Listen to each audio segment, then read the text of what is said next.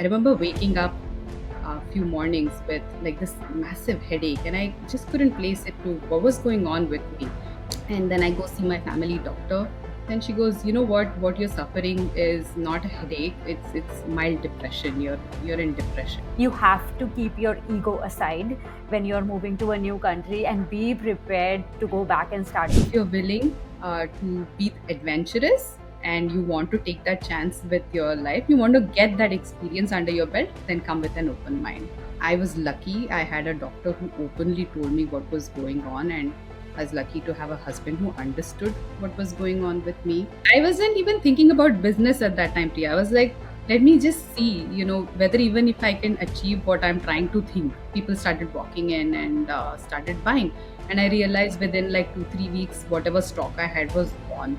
If you had to go back and give a 23-year-old Swasti some advice, what would you ask her to do differently, or would you ask her to continue on the same journey? Hi, Swasti. Welcome to the Working Woman podcast. We are so happy to have you as a guest. For anyone who's watching, I am Priya, your host for the Working Woman podcast. And today we have with us Swasti from the Kurta Lady. She moved to the US on an H-4 visa years ago, and she had a successful career in journalism back home in India. You came here, you rebuilt your confidence, and you found a gap of the fact that there is not good Indian wear that is affordable. So the Kurta Lady began. And then I know you worked with TV Asia as a presenter. We are so excited to cover a lot of this journey. But is there anything about yourself that I missed? Talk to us a little bit about you, where you're based, your family, and anything else that you'd Hi like to share. Priya, it's an honor actually to be here and to be talking to you because I've on Instagram seen the way you have presented your story and many others who have inspired me here as well. And my story I feel suddenly becomes just like any other story, but nevertheless it's I like to share just because I know a lot of people have reached out and said listening to my story and seeing the way I have done what I have done has inspired them. So that makes me smile. I honestly feel very shy, and I'm not like a person who likes to talk a lot about myself. I just like to do the work behind the scene, and then that's it. Not come in front of the camera at all. But this is nice. This is it's always good to share. But yeah, you got most of my journey right. I moved here 20 years ago now. Actually, this year 20 years. This year, yeah. And I remember moving back then was so different from how it is now. I had no idea what H-4 visa was to begin with. I came here and I was like, huh, I was working in Bombay and I had a pretty good career going. I was actually interviewing for a show called Yatra. I'm not sure if you guys. So I had actually made it to the final round when I met my husband. And, back then it was like I was already 23 and my mom and dad were like, it's time to get married. And, the pressure. I was like, okay, I met Gautam and it's like we hit it off. And I was like, okay, I'll explore the same thing here in the US. How different can it be? I have studied, I have this journalism background. I'll find, a job and I'll be okay. Little did I know, what it entailed coming here on a dependent visa and being in the situation I was. So it's kind of a rude awakening for me coming to the US. I was like, you build this lofty idea almost of the US, and 20 years ago, moving to the US was a big deal. I was like, wow, you're going to America. So and then I come here and, 6 months down the road, I was like, Ghar bhago wapas. I don't want to live here anymore. It was that kind of a situation. Yeah. So from there to here, it's been quite the journey. No, that is beautiful. And I definitely want to call this piece out. You said that my story is just like another story. Actually, no, because whenever I've shared your story and, like my page, it's okay. Initially, when we started, it was all about the Yeah, yeah, dependent visa and the yeah. struggles and everything. And we get so many messages saying, if only we had this a Hmm, decade ago, or like probably true. 2 decades ago, I would know what I Yeah. was getting into. But your story, in terms of how you have rebuilt Hmm. yourself, your confidence, and found what you wanted to do is just super inspiring. Because the one thing that we come across on a daily basis is, I hear so many stories of women who've lost their confidence completely and they Yeah, don't know yeah, how to true. begin. So just hearing someone who's done it is just so beautiful. But tell me a little bit, 20 years in the US. I know Hmm. you have kids. You started this business. Talk to us a little bit about the first day. Like, you came here, you said the first 6 months you hated it. What was it like? Like, what did you expect US would be, and what did Yeah, it see, ended the up thing was, being? I was like, I'll start applying for jobs. I'll come in here, get my driver's license. The whole thing about being a newbie, right? Exploring the place, getting to know the people, the culture. I did all that. I enjoyed that for the first few months. I would go visit the library often and, try to find people to talk to, because that was one big challenge for me. I was like, there's nobody here to talk to. Everybody's so busy in their lives. And even though we lived in an apartment building, I did not know who lived next door. So that was, coming from Bombay, that is like such a shock to me. Like, I knew everybody in my apartment in Bombay, whether, you make small conversations, right? But you get to know people. But here, I was like, I used to go find people to talk to. And I was in Detroit. So the first city I hit was Detroit, which is not like a very fun place to move to. And but good news was I moved there in summer, so I got some time before the winter hit in, and I think that's when it set in. That I was like, I don't know, I don't want to live in this place anymore. But I remember getting my driver's license. That was kind of liberating and like sense of freedom, because there was no public transportation, or there is still no public transportation in the suburbs of Detroit.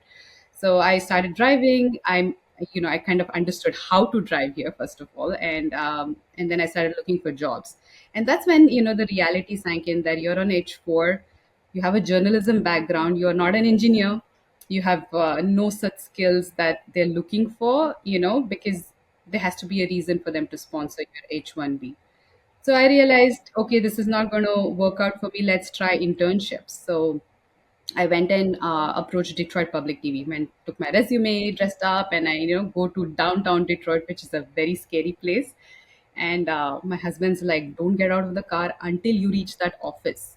So I was like, how bad can it be, So I drive down to the city, and I go to the Detroit Public TV. This is their head office, okay, and it's supposed to be like one of the reputed TV channels, like public TV throughout the US. So, I'm like looking for a swanky building and, some fancy doors and stuff like that. And look at this building, and I'm like, oh my God, this tall African American man opens the gate and he says, "Stay in the car until I escort you into the building." So then he escorts me with armed gun and everything into the building. So this is my introduction to the US. But then I enjoyed my time with Detroit Public TV. It was like a lot of good work. We did a bunch of documentaries, and I went and covered stuff for them. But this was all as an intern, and they actually loved my work. And I remember the vice president back then, he even wrote to the HR team saying, we would like to hire her full time. And she's bringing in, so this whole team there at Detroit Public TV was at least 40 plus, and I was 23 years old when I moved to the US. And they're like, she brings in a fresh perspective, let's put her, let's have her on board. So the HR went all out trying to see different ways to get me in, but there was absolutely nothing, for me or for them to hire me on H-1B, because it was just the way it was. They have to put out an advertisement, and there'll be people interviewing for the job, whatever. That's like, okay, it's not going to work out. That's fine. But I quit because, as like, I was doing all this work, I was putting all this time, they can't pay me.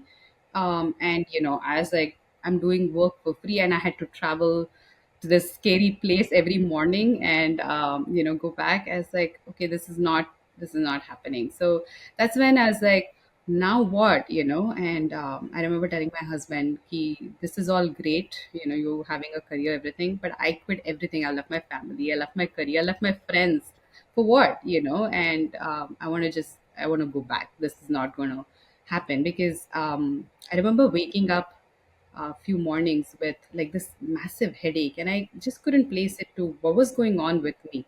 It was winter, and then I go see my family doctor, And so she kind of talks to me, and then she goes, you know what you're suffering is not a headache, it's mild depression. You're in depression.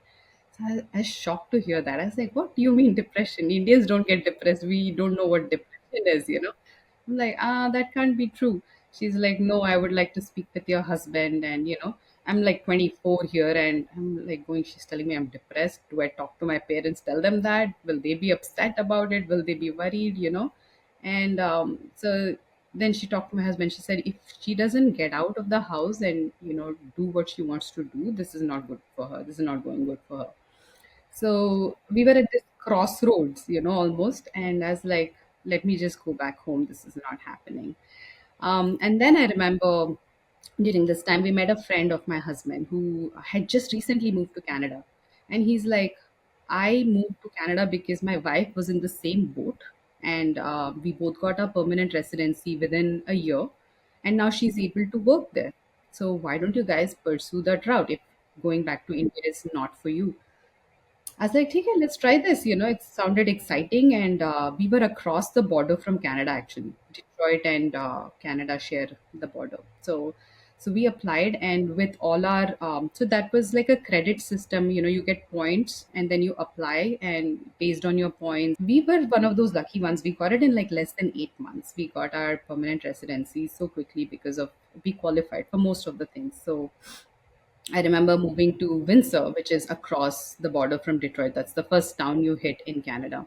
Now, this is a really small town, a very sleepy town. It's like a handful of people and mostly retirees. And I go, okay, theek hai. And I again start interviewing for jobs. So I go to the CBC office, which is the Canadian Broadcasting Corporation. They're like, wow, okay, awesome. Would like to have you on board. Montreal has these openings for newbies. We train you. We want you to be bilingual. We'll train you to speak in French, and you'll be reporting for us, from there. And then you can make your way to maybe Toronto, and then we'll see. But there's nothing right now in Windsor. And I was like, what? I have to go to Montreal and start all over again and, leave my husband behind. And my mental situation was also such that I was like, मैं अकेले वहाँ जाऊंगी Montreal and French सीखना पड़ेगा, and that's a French speaking place and not many people speak English there. I was like, I'm already down in the dump and I'm gonna go up to a colder place. And so I was like, no, this is not going to happen. Let me figure out something for myself here. So while my husband did his commute, Detroit, Windsor every day, I would just, go out on my own and explore the town and see कि मैं क्या कर सकती हूँ, what can I do fruitful. So unfortunately, there was nothing much. There was one mall in that town and a few little stores, and that's about was Windsor. So I remember walking into a store because I had to go. We were looking for a mattress for the home, for our home. So there they had a job opening in the Sears store. So I was like, okay, for just to kill time, let me at least get into this. So I went and interviewed. They're like, oh my god, you're overqualified for a salesperson. You're hired, whatever. So I was like, what am I going to do? So they said you'll have to sell appliances, and I have no idea about appliances. Priya. It's like refrigerator को बेचना है. I was like, how do I sell a fridge? What do I talk about a fridge? Or a washer dryer or a dishwasher? But believe it or not, 3 years into the job, now talk to me about any appliance. So I started selling appliances, and I was like, but this is not what I want to do. It made me happy that at least I was getting out of the house, I was earning money, which we really needed because one income was not cutting it for us. So I was satisfied that way. But there was this thing in my head like, I did something else, and what am I doing here? Yeah. So then one of the girls I used to work with was also a teacher. She was teaching part time, and she was like, why don't you think about teaching? There are a lot of teaching opportunities in this town. There are not many teachers. Is that something you'd be interested in? So I was like, okay, let me try that out because that was one, another thing of mine. Like journalism nahi padungi, to I want to be a teacher. So I studied early childhood education in Windsor. I did that course while I was working at Sears, so I could pay for my education. And I finished my studies, and then I got a part-time job in a school. So I used to work at Sears, and I used to go to the school as well, and did two part-time jobs almost for almost 2 3 years, and tried to just because I could supplement the income, just the teaching income wouldn't have been enough at that point until I got a full time job at the school. And that actually was good because that was a good, well paying job, and it was like a 9 to 4 sort of a setting. You would get your holidays, and I was like, okay, this is not so bad. So I started working, and that's when I had Nakul, my older one. He was born in Canada. So that was again like a game changer for me because Nakul, I've never shared this with anybody before because I feel like that is his story to tell. But he was born with a lot of, like, my pregnancy was easy, but after post pregnancy, after he came, his the early childhood, that phase was very difficult. Even now he has this issue, which again, like I said, that's his story to tell, and I don't want to share it, but it was a very traumatizing, a very difficult phase for me as a first mother, being away from family and doing it all on our own. My mom could come, but just for a very short time to help us, where it was mostly just me and my husband taking care of him and all his needs. It was that 1 year after he was born. I remember I quit work because in Canada you get paid maternity when you have a child, which was really nice, and they pay you to stay home, which was like awesome. And so the first year, I stayed home with him, and there was a lot going on with him which we needed to address. And so that's why I was like, okay, probably this is it for me, because maybe he came into our lives for a reason, and whatever is happening for a reason. And it was hard at that point to understand it, but I just reasoned with myself that this is what it is going to be. And probably at that point I had almost, I had almost said goodbye to my career. So, and I remember my husband finishing up his MBA at the same time, and we had to move to New Jersey, and he had gotten a new job with a pharma company, and this was their world headquarters. So we had to spend a few months here, and then we had to move to Syracuse in upstate New York. So we did that, and so we came here.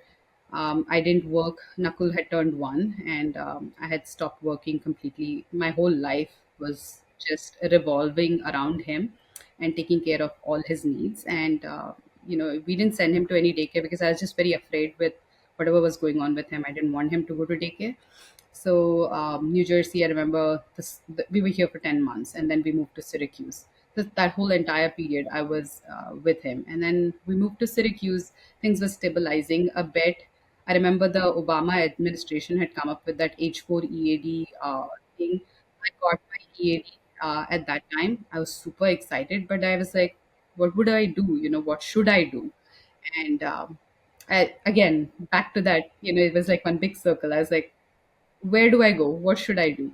And I'm in Syracuse now. It's not like helping me at all because, again, it's a small town, very cold place. And I was like, "ठीक Nakul has to go to school. I have a background in early childhood education. Let's go back to teaching. And, I'll take him to the same school I go to. And that way we go together, come back together." That was the thing. So I started again. I started teaching again. And Nakul came to the same school that I used to teach. And he was in a specialized, we had that program in that school where kids, with special needs would have a setting for themselves. So he was there, I was teaching. It was like a happy marriage sort of a thing. I had reached an agreement with myself. Okay, this is good. You're there to support your kid. You're also doing something with your time. See, for me, it was like I have to get out of the house. I have to do something with my time. And there's no compromise on that. It could be I could be washing dishes, but I will not waste my time doing nothing. So for me, it was like, okay, this is good. So it was going well for us, and then I got pregnant again. I had my second one in Syracuse.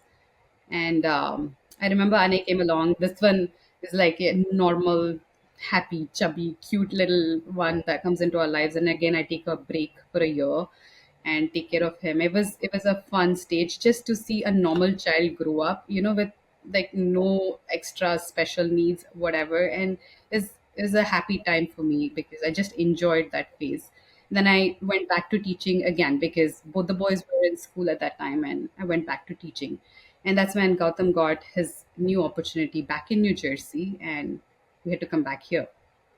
So I quit everything, and I remember packing everything, and it was like bittersweet for us, for the three of us, me and my boys, because we settled in sort of in, you know, we had our life. We had lived there. I think that was the longest we lived in one place, Syracuse. It was almost 5 years and change. I don't think I lived anywhere for that long. Of course, now New Jersey, but we had made our friends. We had made our connections. We were the only brown, kids, People yeah, I was wondering, I was going to ask you that question. Like, it's not yeah, that yeah, we're the only diverse. brown And family in the uh, neighborhood. So we had our identity. So we were kind of like, okay, okay, this is nice.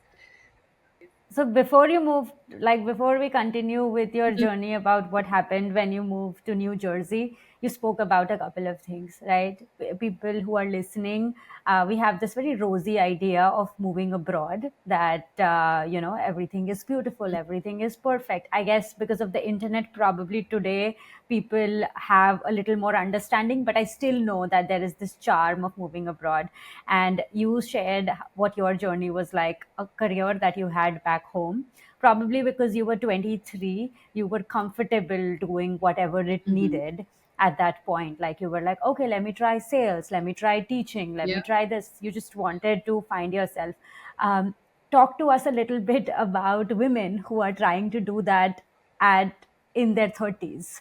Like, what is career building in the US in the 30s, especially on a dependent visa? And I talk about it a lot on its OKR, that make an informed decision. You have to keep your ego aside when you're moving to a new country and be prepared to go back and start from Hmm. scratch. It's not ideal, but the reality is that you might have 5 years of experience in Hmm. India, but once you come back to the US, you have 0 years of experience because you have 0 years of Yeah. experience in Yeah. America. So I think we talk about this a little bit, but you have lived through it. You lived through it in 23, and you found your journey, and you went through so Hmm. much. Tell us about someone who was trying to move in their late 20s, in their early 30s or late 30s, and trying to do this. What would you advise them to do? That's interesting you asked that, because I was in India earlier this year. I mean, just last month, January. Not last month, 2 months ago, January. And I was talking to a bunch of youngsters. They're in their late 20s, and they're all working. They all have this awesome careers going for them. And so they were asking me what made me move to the US back then, like what inspired me or what motivated me. I was like, at that time, I wasn't thinking, like, okay, I will go there, and I had no idea. Actually, to be honest, I had no idea what USA entailed, or what was in store for me. But these girls are so aware. So as like, you girls are doing so well for yourself, have you ever thought of moving abroad? A bunch of them, like, out of the five, the four said, no way, we're not coming abroad, because we know what it means to come abroad and start all over again. We've worked here for 5 years, so they're all masters. They started working in their early 20s. Now they're already 5 6 years into their industry, and they're doing so well for themselves, right? So they don't want to come. And so this one girl, so she's like, but I would like to explore working abroad, just for that experience. So I was like, that's awesome. So come with an open mindset, that this may not be the same as what you're doing in India.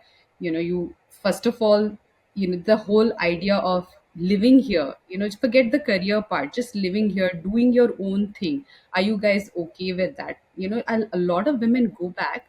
I remember my own friend circle, there were 4 5 girls who got married and came to the US around the same time as me.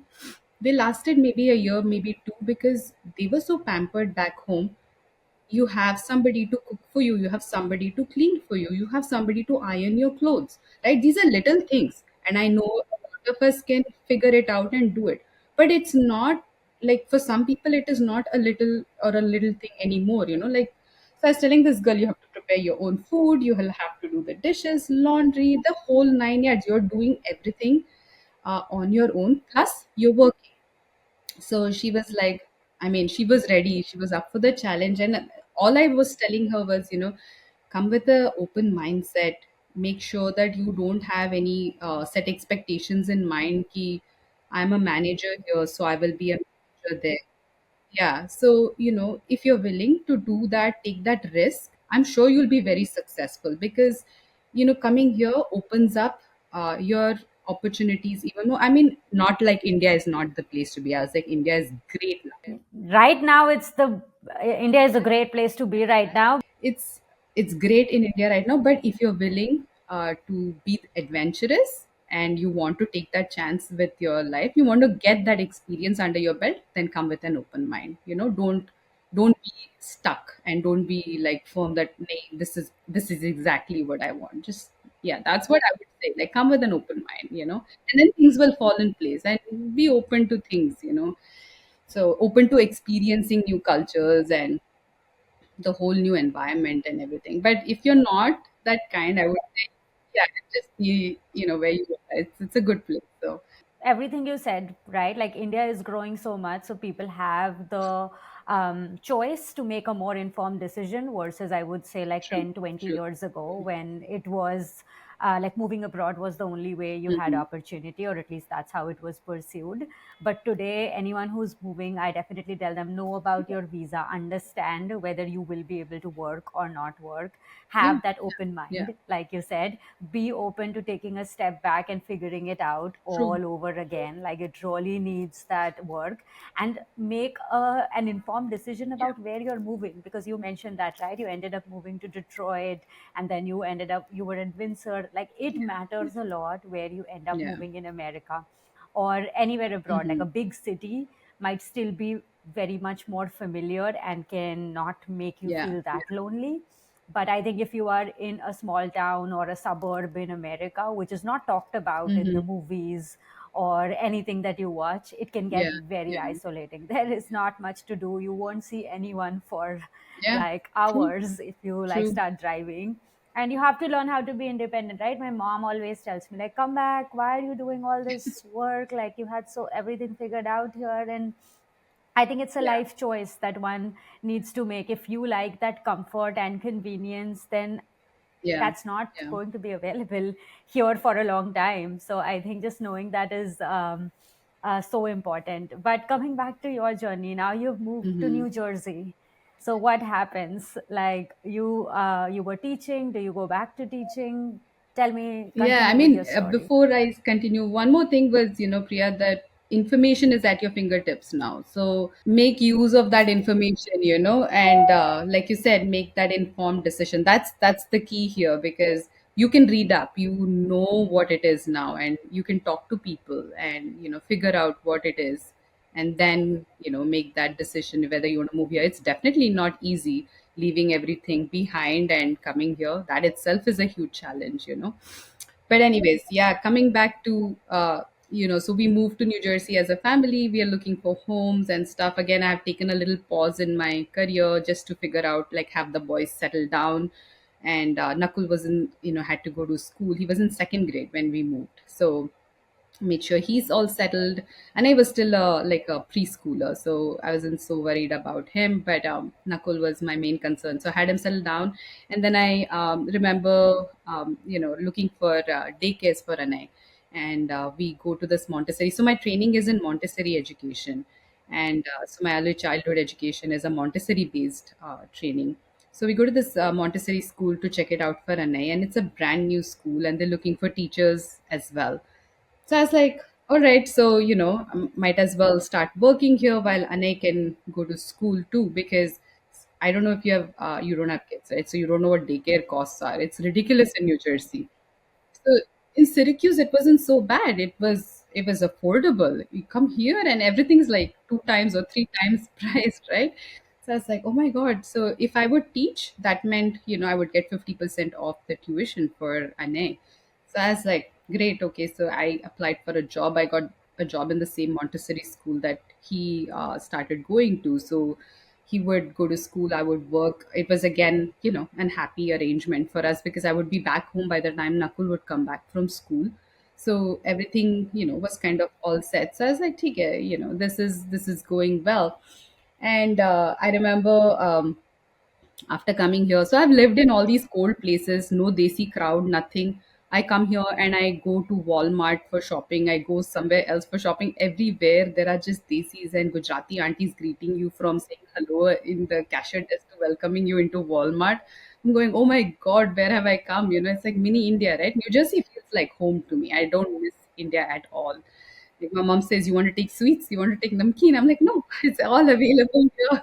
I can't wait for my mom to visit this year because she's been asking this question and I'm like, Yeah. you just have to come and see Yeah. यहाँ क्या क्या I मिलता remember है यहाँ video सब calling कुछ my मिलता mom है. from a Patel Brothers. I'm like, look at the vegetables you get here, mom, because in Syracuse, the grocery store was like a small room, and वहाँ पे चार vegetable मिलते थे and a few little groceries. You wanted something special, you would have to request a week or two in advance because that guy would come get it from New Jersey for us. So I was used to like seeing only little things, right? So I come here, go visit this big, Patel Brothers, and I'm like in shock. The first thing I do is like video call my mom, and I'm like showing her everything. She's like, I don't even recognize some of the veggies you're showing me here. Like, what are the Yeah, so like auntie, you can get auntie to come and make you some tiffin Yeah, service yeah. here. Same like India, you can do So I was everything. like in Like laundry awe, भी हो I'm like, जाएगा. oh my God, I've reached India. So I was like, this is crazy. So one of my neighbors is throwing this huge Diwali party, and she welcomes me into the neighborhood, and she's like, please wear something Indian ethnic. And I said, okay. And then I go looking in my wardrobe, and after having lived in all these cold places, I don't own much Indian clothes. I have like one simple kurta, but not qualified for a Diwali party. Diwali party. Oh my gosh, I feel like you are sharing my story of I moved to New Jersey from Chicago and it was the second day after, I think 2 days later, it was Diwali. And my friend was like, come to a Diwali party. And I was like, oh my God, I don't think I have anything to wear. So I can't, like, when I came across Kurta Lady was so exciting. Yeah, But so yes, I was like, continue. okay, I'll go find something really quick. And, the party's in like next week or something. So I have time. I go Edison and I go shopping, and I'm just shocked to see all these clothes. First of all, whatever I like is like $150 or $200. And they're just simple looking suit sets and nothing really crazy. I'm like, why is it so expensive? Why can't I find something for like 50, $60? The 50, $60 looks like what I would never wear it. Was I 10, would, yeah, like the, that yeah, you know like that 500, cheap 600 rupees ka in India. Some, or like it's correct, like and chimki the chimki cheap type. fabric Like I that know, sticks to like it's you, and bling. you feel very uncomfortable. I'm like, what is going on? Like, this is Edison, this is New Jersey. Why can't I find like decent clothes here? I mean, there are good clothes. It's not. Don't take me wrong, but it's very But expensive. Like expensive. the Very good quality ones expensive. are super expensive. I'm like, I don't want to spend that kind of money. So I call my brother and sister-in-law in India, and I'm like, I have to go to this party. I need clothes, jhatpat, shop for me and send. So they send me like not one, they send me like 10 outfits. Like, here you go, enjoy Diwali. So I start wearing these clothes, and they're like, oh wow, like these clothes are so pretty, and where did you buy them? I said, this came from India. They're like, अच्छा हाँ इसीलिए यहाँ तो ऐसा नहीं मिलता है.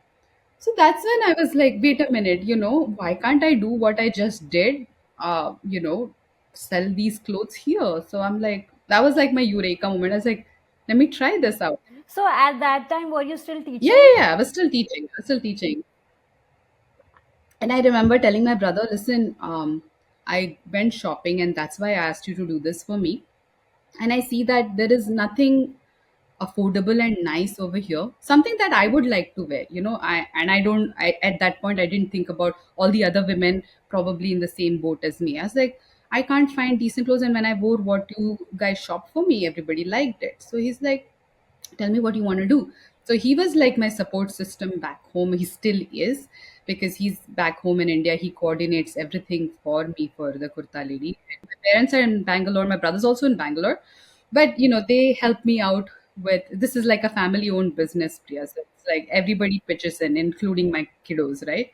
So I remember telling him कि मुझे I'll just design simple styles. मैं fabric बताऊंगी. I need somebody to do this for me. I can't stitch it, right? I don't know how to stitch. So he's like, okay, let me find out. Let me get you some contacts.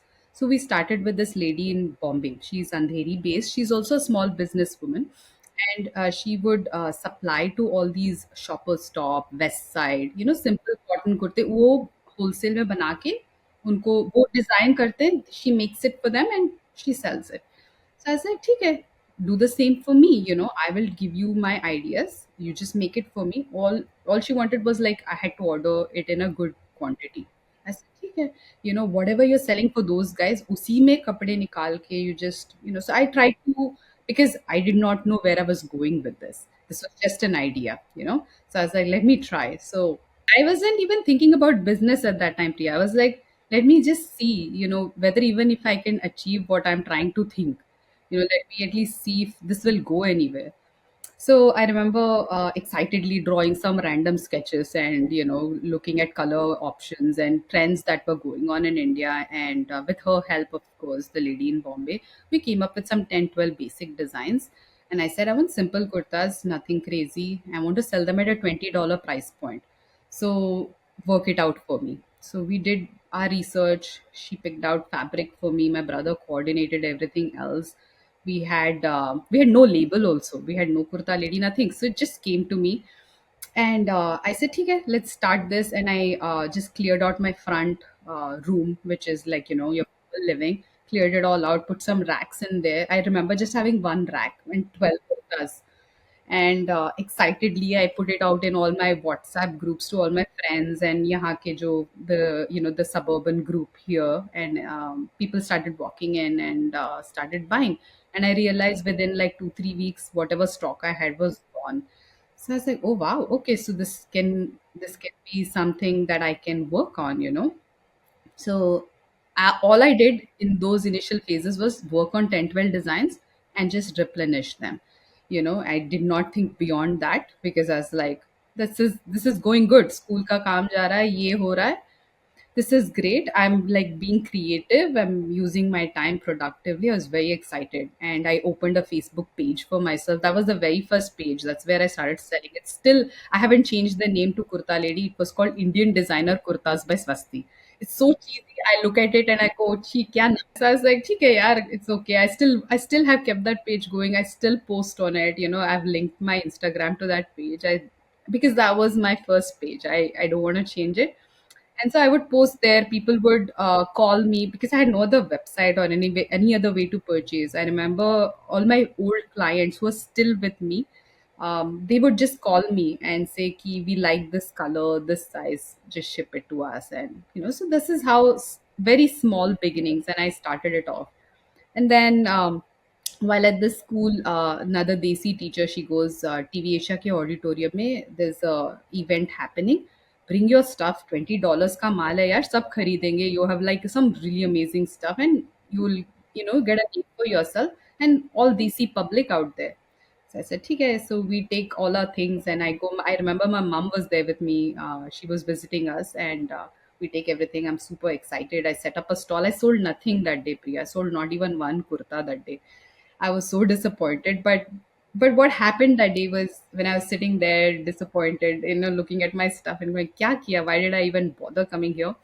So this gentleman walks up to me and says, who are you? What are you doing here? Sort of a thing. And I'm like, so I had seen that this guy is the CEO of TV Asia because I was going in and out of that auditorium, whatever Bollywood night was happening. I was just having a look at it while my mom was at the stall. And I knew they'd spoken about him. So I was like, is he the same guy? Because I'd seen him on the screen. So I'm like, is he the same guy? It's probably the same guy. So I'm like, I'm Svasti, whatever, whatever. So he goes, यहाँ पे क्या कर रहे हो? ये मेरा phone number है. कल आपको editor phone करेगा. You're coming for a screen test at TV Asia. I said, screen test? What is a screen test? He's like, we're looking for presenters and we are doing this show called Community Roundup and we would like for you to host it. I said, no, I have no such idea. मैंने journalism छोड़ दिया. I left it 20, not 20, this was 15, 16 years ago. I left it a long time ago. I don't think I can come back on TV. So he's like, come for a screen test. We'll talk about it later. And So you are trying to figure out your business, figure out selling kurtas, and that day you've sold yeah, nothing, but you are going back to what you had exactly. initially wanted to Yeah, do, all journalism, the and you time. have an True. opportunity.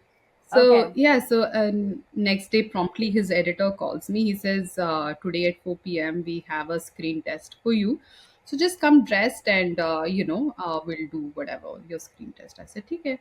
I didn't even know how to apply makeup. Okay, Priya, I've learned how to apply makeup in the last 4 years thanks to TV Asia.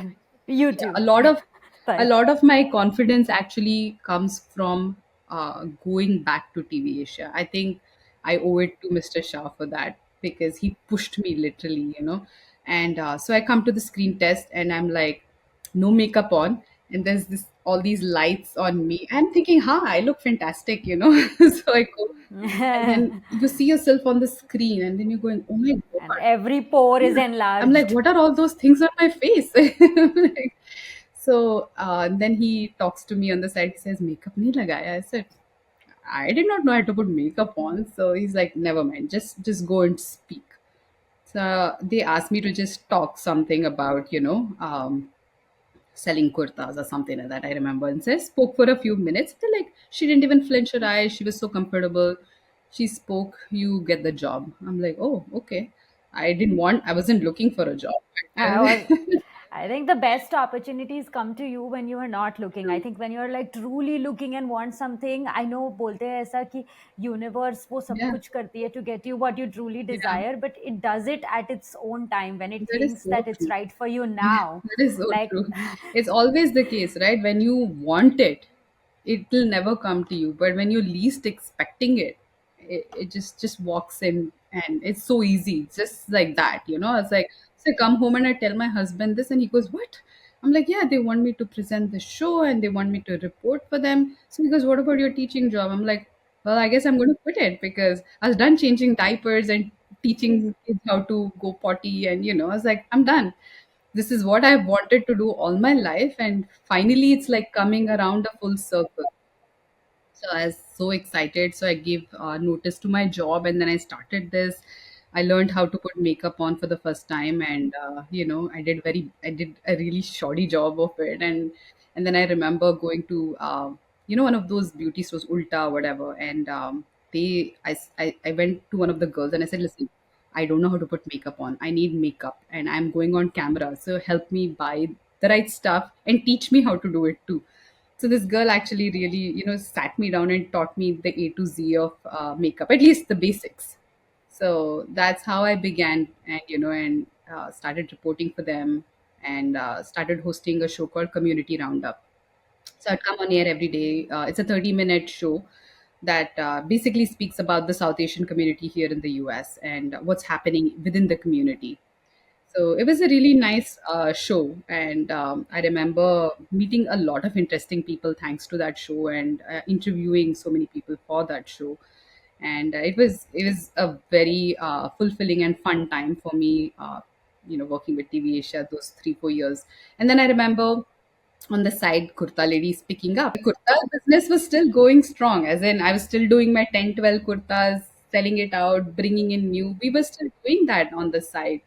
And then now it was getting bigger in the sense more and more people started to get to know about me, and they're like, why is it only simple kurtis? Why don't you have full sets? Why don't you do this? Why don't you do that? Why don't you have jewelry? I was like, wait a minute, I did not plan for all of this. It was just $20 kurtas. That's all my thing was. I didn't want to do anything more than that. But then I realized this has a potential to grow beyond that. And that's when I remember speaking to different vendors, because I was like, I alone cannot be designing so many things and doing so many, and jewelry and all that. Why would I bother? So I remember speaking to different vendors, from jewelry to dupattas to leggings to kurta sets to bindis and whatnot. So I started aligning with all of them, and I started partnering, and in small batches started getting things from everybody. Then I realized कि ये घर से जो operation है is great, but the word needs to get out there, and I need to build a platform for this. And that's when the website idea came about. So then I remember thinking, भाई website का नाम क्या रखेंगे, brand का नाम क्या रखेंगे, what am I going to do with this? I haven't thought anything. So I go deep diving into Sanskrit and Hindi scriptures, and I'm like, I have to find a very unique name for this and whatnot. And I'm breaking my head. I want to finish this job. I want to apply for the US patent because the name has to be patented. I wanted to sell on Amazon. I wanted to do so many things all of a sudden, and TV Asia is also going strong. It's like, oh my God. And I remember my older son walking in one day and after school, and he's like, what? I had written like various chits and had pasted it on the wall. Like, what makes sense to me? What combination, word combination? He's looking at all of it and he's going, yeah, what are you doing? I'm like trying to find a name for my, brand. He's like, "You're the Kurta lady, so just name it the Kurta lady." I was like, "Actually, that just Oh, makes yeah. sense." He's like, "You always wear kurtas and you're talking about kurtas, so you are the Kurta lady." I'm like, "Oh, yeah, okay."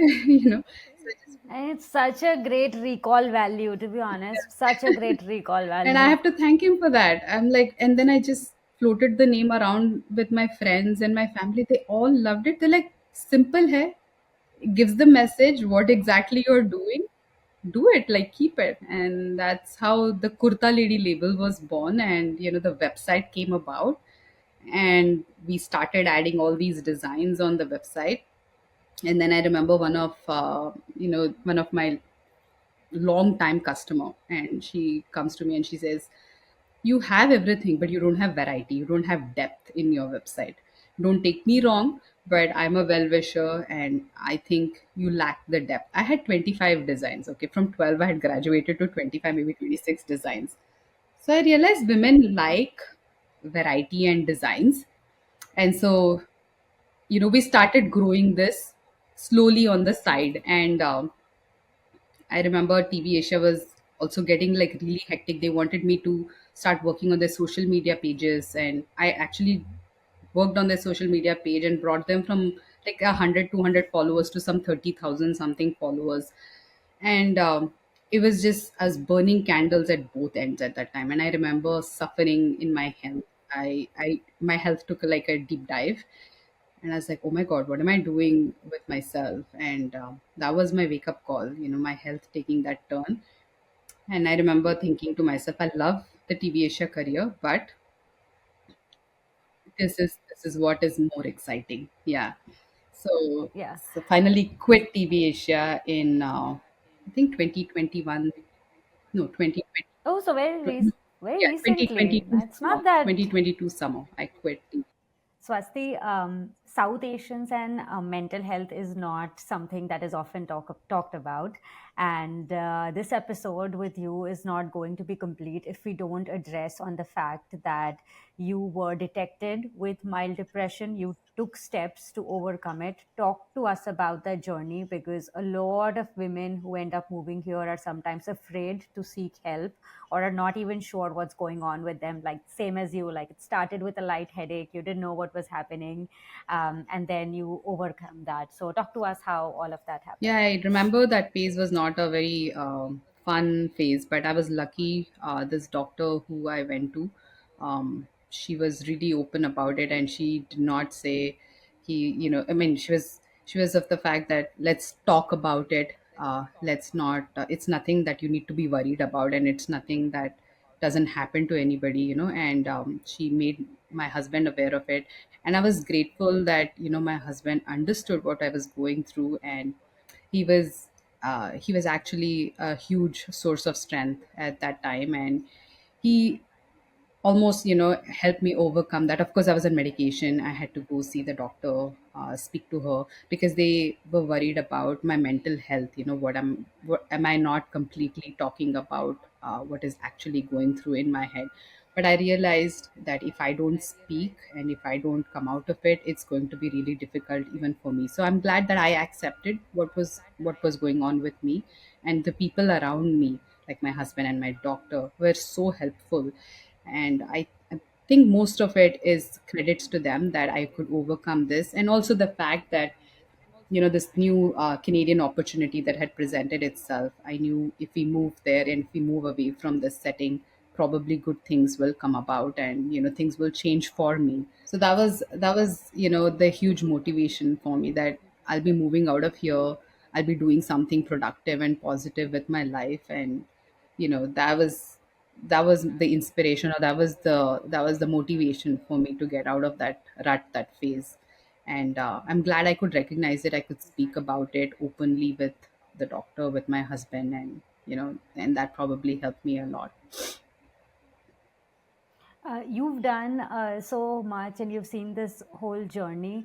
Would you like, if you had to go back and give a 23-year-old Swasti some advice, what would you ask her to do differently, or would you ask her to continue on the same I don't journey? know. I sometimes feel like whatever happened, happened for a reason. All of these experiences, or all these whatever these opportunities and these life lessons that came along the way, they were all for a reason.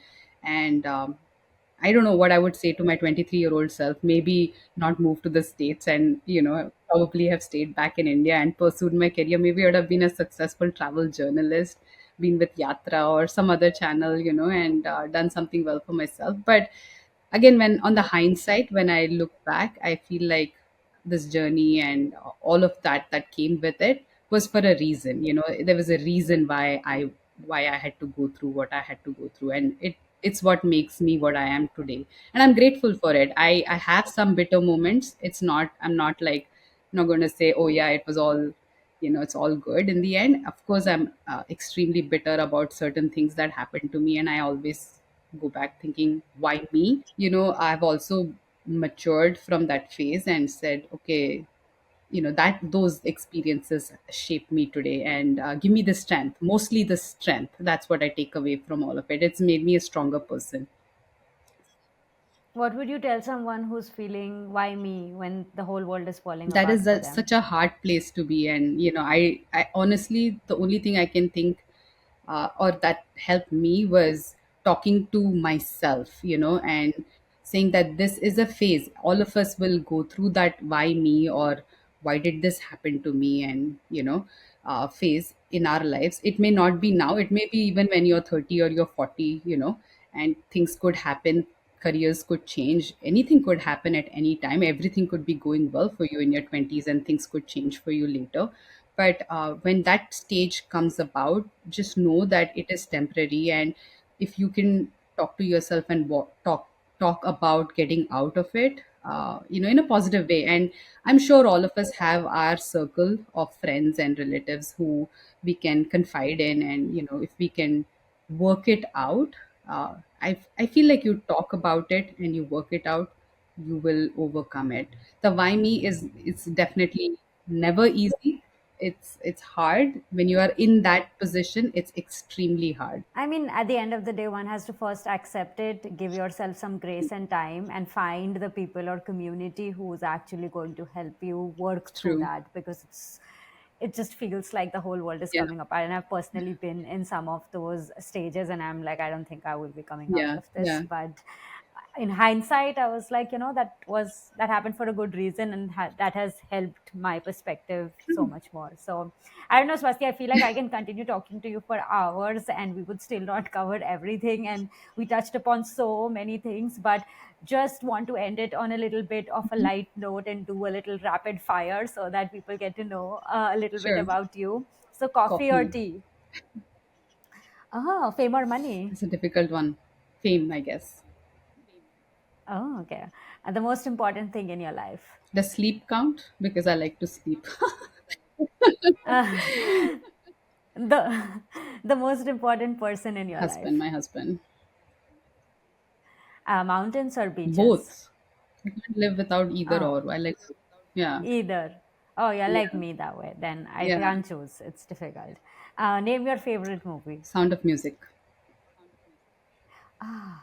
What's your regular Starbucks order or your coffee place? Do you I make your make own my own coffee. I coffee? don't like Starbucks, Priya, Oh, yeah. honestly. Okay. Oh, okay. What kind of South coffee do Indian you drink? coffee. Kothas. Oh, So I'm Ah, not a Starbucks nice. person I need to yet. come. See, when we meet, you have to make me that very Done, nice done, cup of done. coffee.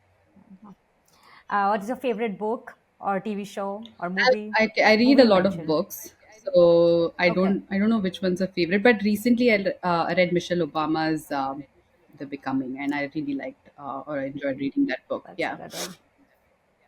That's a good one. Your favorite TV I series? don't watch much TV. Yeah, I don't have. I don't watch much TV. Uh, okay, put in order of Hmm. importance: success, money, career, health, family. Health, family, career, success. What was the last one? Money? Yeah, money last. Money. Yeah. Uh, oh. That is such a good one. I'm so glad that you came to the Working Woman podcast and shared about your story and how the Kurta Lady began. And we are so happy that you started the Kurta Lady.